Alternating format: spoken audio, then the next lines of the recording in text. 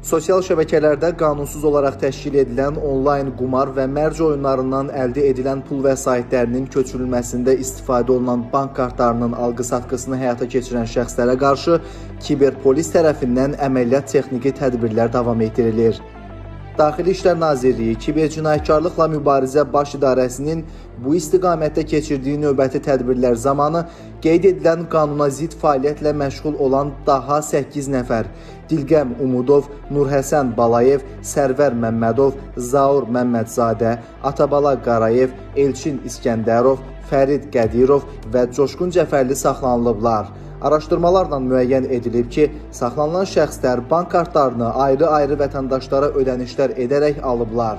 Daha sonra həmin kartlar cinayət əməllərində istifadə edilməsi məqsədi ilə əsasən Telegram sosial şəbəkəsində ölkə xaricindən idarə olunan qanunsuz onlayn qumar təşkil edən şəxslərə satılıb.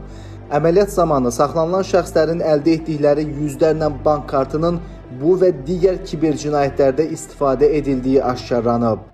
Bank kartları verdim 50 manat qarşılığında. Kartları məndən 70, 80, 100 manatdan alır, onları mərc oyunlarında istifadə edirlər. Bank kartları pul qarşılığında satmışam, bu kazino üçün istifadə olunur.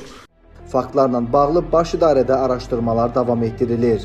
Bir daha vətəndaşlara müraciət edərək bildiririk ki, əgər bank kartınızdan qeyri-legal məqsədlər üçün istifadə edildiyini müəyyən etmisinizsə, hesabınıza mənbəyi şübhəli olan pul vəsaitləri köçürülübsə və ya sizə ödəniş müqabilində kart məlumatlarınızı satmaq təklif edilirsə, bu barədə dərhal polis orqanlarına məlumat verməyiniz tövsiyə olunur.